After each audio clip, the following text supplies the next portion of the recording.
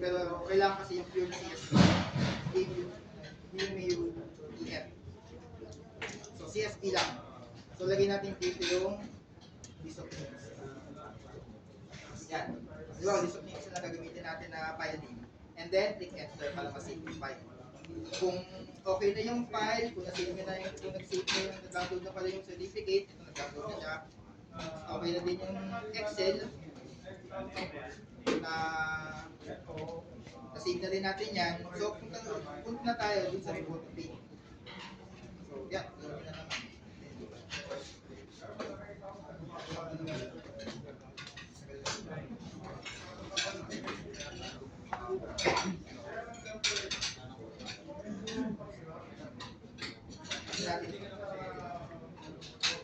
So, halimbawa, pag natin yung photography natin,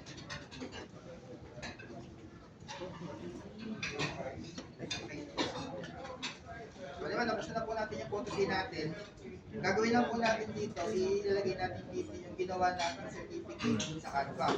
So, din-download po natin. Punta tayo sa may file ulit, punta tayo sa may download, and then, nakikita natin dito yung na-download natin na picture or certificate na galing sa Canva. So, gagawin natin sa kanya, i-drag lang natin siya, hold click, and then i-drag natin siya papasok dito sa may photography. Then, tinawa natin. So, tayo natin siya loading. Yan.